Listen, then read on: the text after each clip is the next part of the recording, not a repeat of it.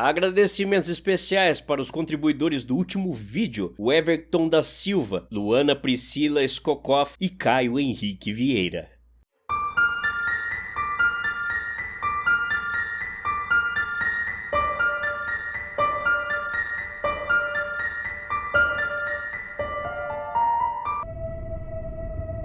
O fim da Cracolândia, centro de São Paulo, é revitalizado.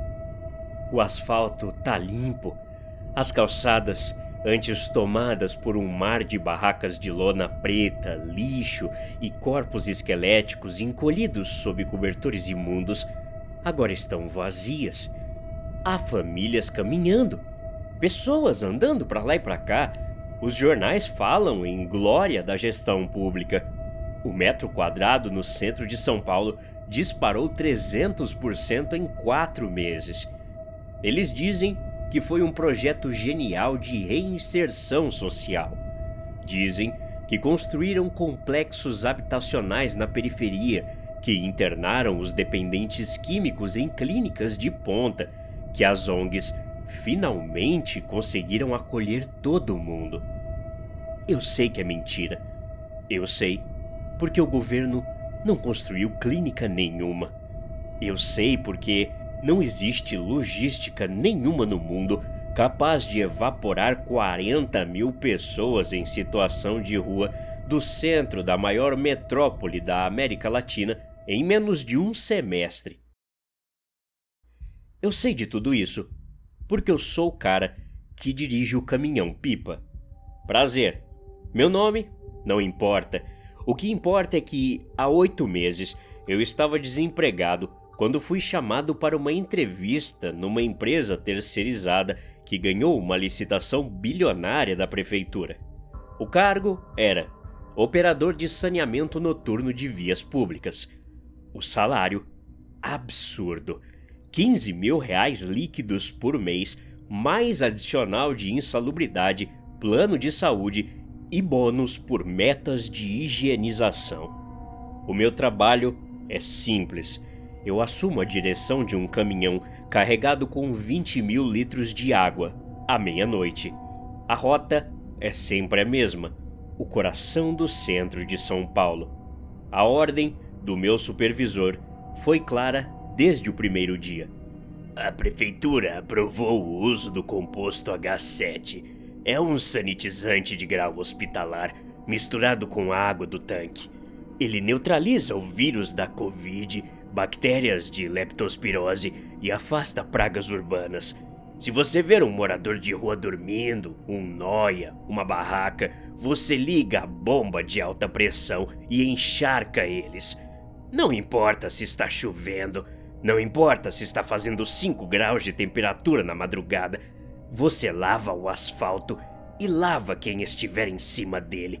A água fria e o produto químico vão fazer eles desistirem de ficar zanzando no centro. Eles vão migrar. É assim que acabaremos com essa imundície. Foi isso que me disseram. Foi essa a justificativa que me deram para torturar mendigos no inverno. As primeiras semanas foram no mínimo ruins para mim. Eu não sou um psicopata, sou apenas um trabalhador obrigado a aceitar a crueldade como ofício.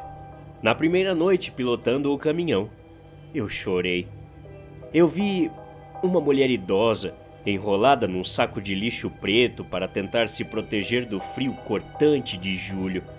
Eu posicionei o canhão de água do para-choque do caminhão, apertei o botão no painel e vi o jato de alta pressão explodir contra o asfalto. A água misturada com aquele produto químico H7 atingiu a velha em cheio. Ela gritou, de puro desespero. O cobertor de lixo dela voou longe.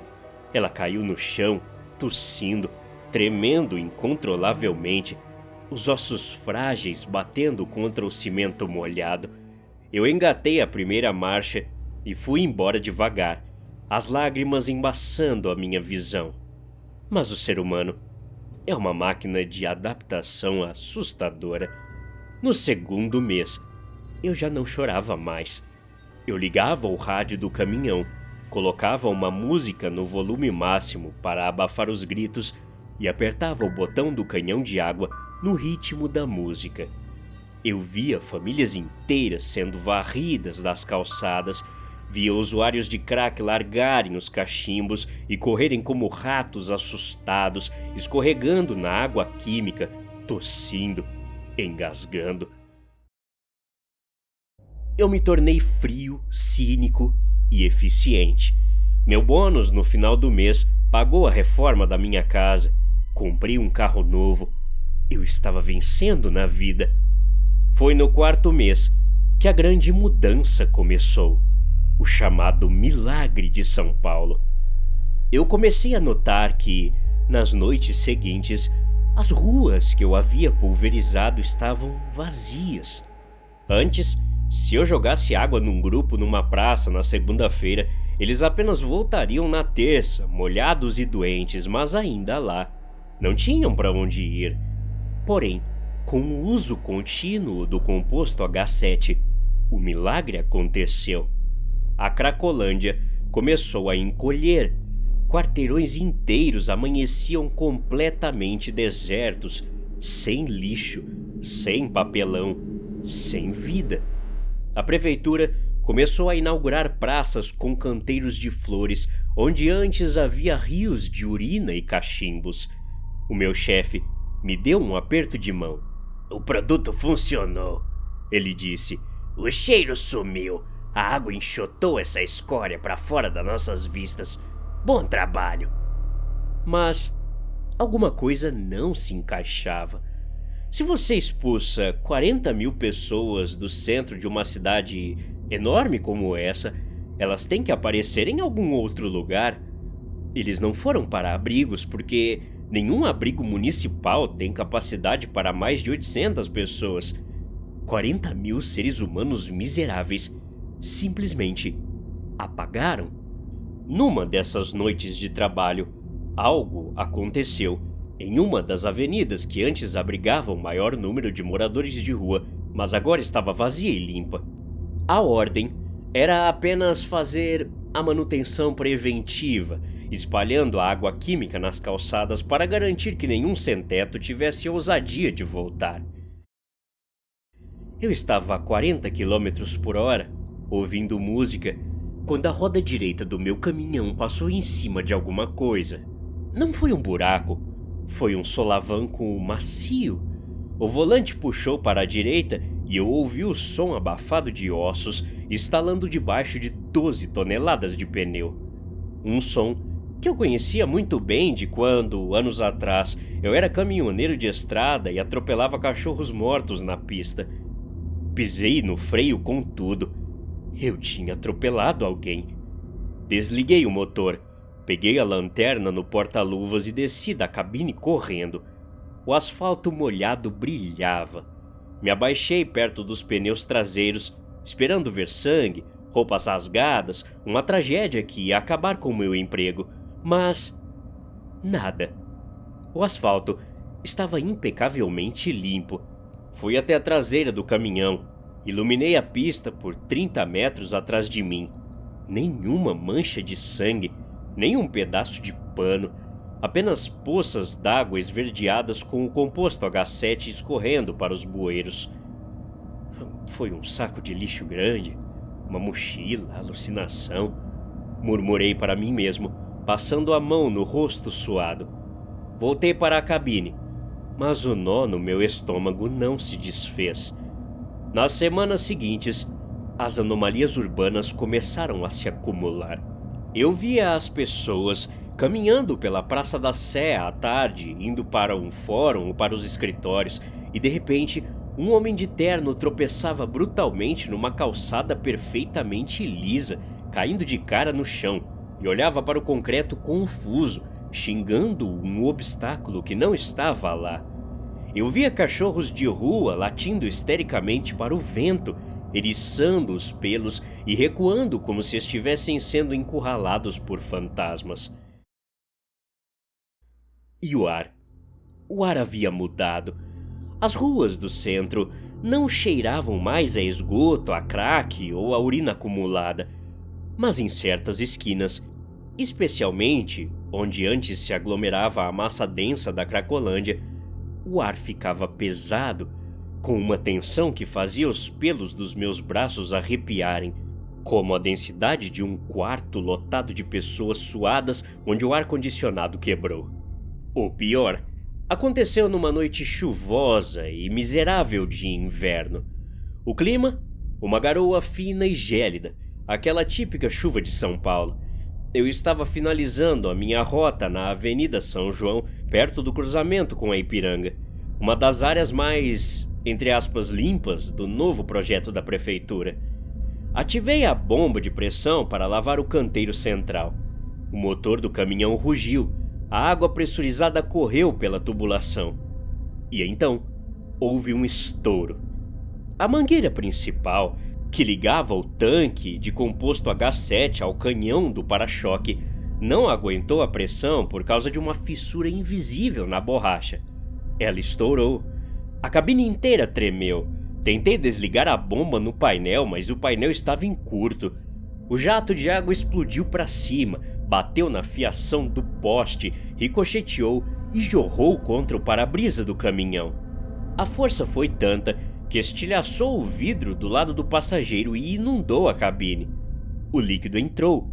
O composto H7 espirrou diretamente no meu rosto, nos meus olhos, na minha boca. Eu gritei, cobrindo o rosto com as mãos, sentindo a água gelada queimar a minha retina como ácido. Abri a porta do caminhão e me atirei no asfalto molhado da avenida, rolando no chão, cuspindo, piscando desesperadamente para limpar a química dos meus olhos. Fiquei de joelhos no cimento, tossindo e tentando recuperar o fôlego. A queimação nos meus olhos foi cedendo lentamente, substituída por um frescor doloroso. Eu limpei o rosto com a manga do uniforme encharcado e abri os olhos devagar. O asfalto não estava mais vazio. E o silêncio não era silêncio. Foi como se alguém tivesse trocado a lente do mundo. A avenida não estava revitalizada. O centro de São Paulo nunca esteve limpo. O asfalto, a calçada, o canteiro central, tudo estava lotado. Havia milhares deles, milhares de corpos esqueléticos, cobertos de trapos, barracas de lona rasgada, fogueiras improvisadas queimando lixo, uma massa humana fervilhante e aterrorizante de miséria absoluta. A Cracolândia inteira estava ali, exatamente onde sempre esteve. A uns 2 metros de onde eu caí de joelhos, havia uma mulher com o rosto deformado por feridas de crack, embalando um bebê morto e cinzento, murmurando cantigas de ninar desconexas. Mais à frente, 2 homens esqueléticos esfaqueavam-se no meio da rua por uma pedra de droga, o sangue negro jorrando na água da chuva, corpos empilhados uns sobre os outros, tossindo sangue, gemendo de frio, morrendo nas poças de água química que eu mesmo havia jogado. Eu estava no centro exato do purgatório na Terra. O que é isso? O que é isso? Eu balbuciava, ofegante. Tentei me levantar, mas a minha mão apoiou-se no concreto. Não era concreto. A minha mão afundou num ombro ossudo e frio. Olhei para baixo.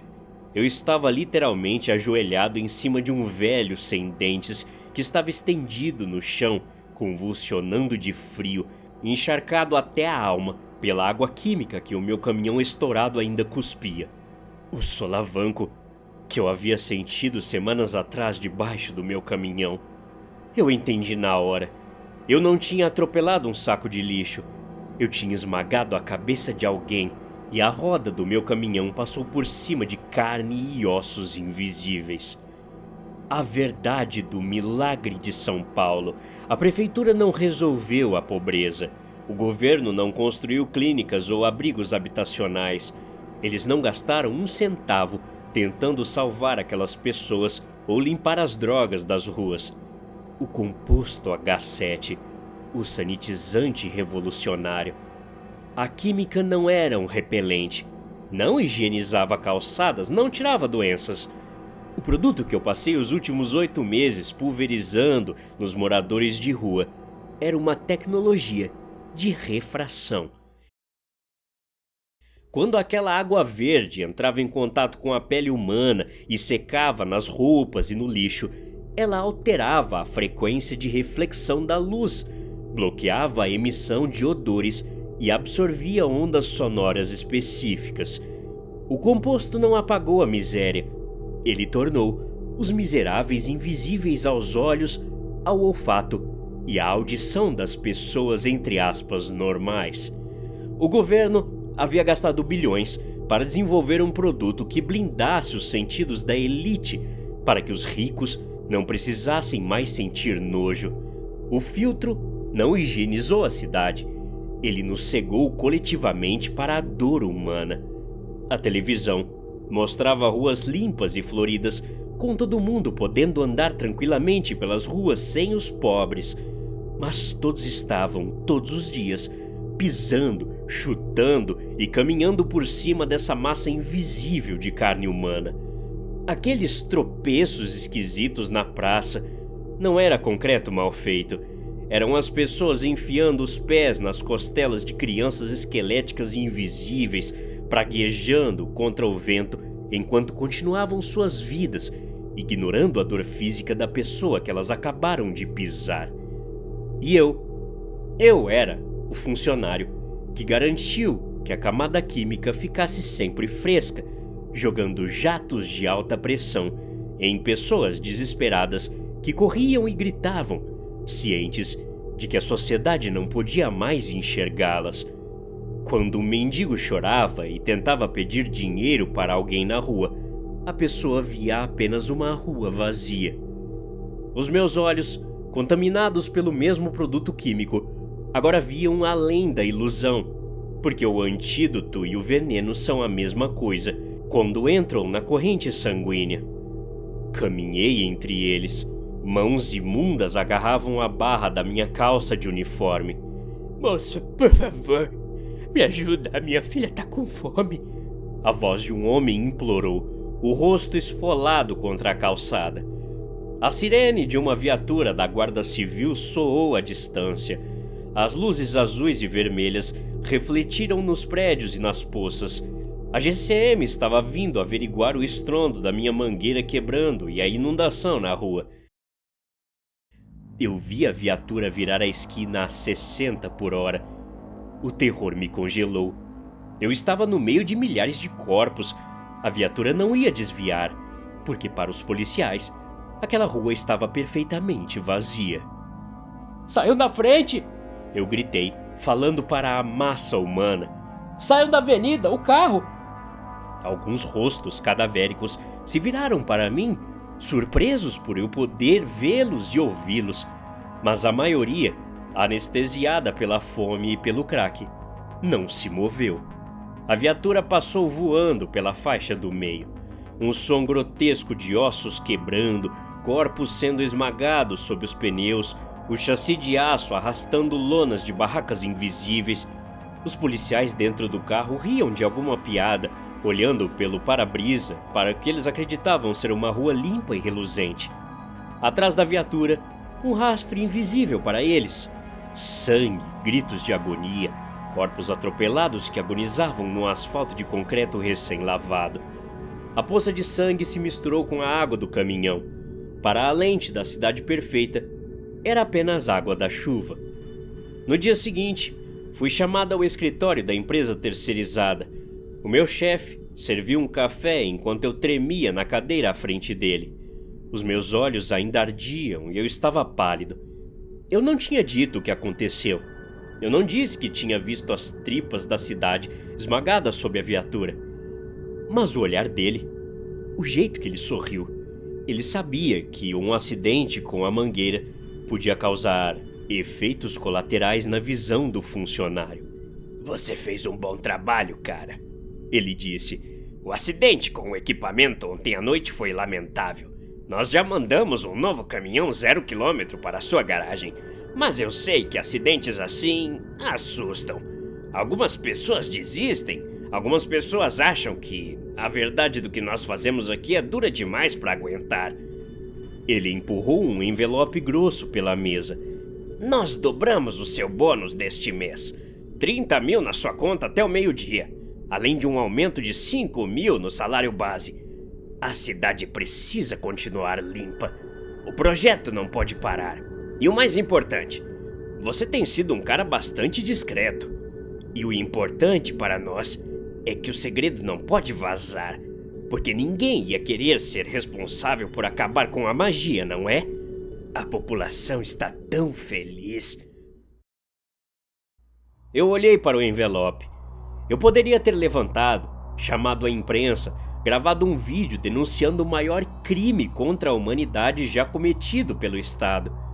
Mas a imprensa não ia ver nada nas gravações. A sociedade não ia sentir cheiro de nada. E eles me chamariam de louco. Eu estiquei a minha mão para pegar o envelope. O turno de hoje começa na Sé, né, senhor? Perguntei. O chefe abriu um sorriso. Na Sé. Quero ver o chão brilhar. Eu puxei o envelope, coloquei no bolso da jaqueta e saí do prédio. O sol do meio-dia estava escaldante. Atravessei a calçada em direção ao ponto de ônibus. Um empresário jovem vinha caminhando na direção contrária, digitando no celular. Abaixo de nós, sentado no concreto rente à calçada, eu podia ver um homem esfarrapado e invisível para o resto do mundo, com as mãos erguidas em súplica. O empresário não desviou o passo. A bota de couro dele pisou diretamente e com força na mão estendida do mendigo invisível. Eu ouvi os dedos estalarem, o grito abafado de dor. O empresário apenas olhou para a bota confuso, resmungou sobre calçadas irregulares e continuou andando. Parei na beirada da rua. Enfiei a mão nos bolsos. Apertei as notas de dinheiro no envelope. Abaixei a cabeça e fingi que não tinha visto nada. À meia-noite, vou ligar o motor do caminhão, colocar a música no volume máximo e lavar a cidade de novo. Não tenho escolha. Se eu fosse demitido, ficaria no mesmo nível das pessoas invisíveis nas ruas. Só espero que a lente química dos meus olhos seque e pare de funcionar logo, porque eu sinto falta do tempo em que eu era ignorante o suficiente para não saber em quem eu estava pisando. Até a próxima. Obrigado.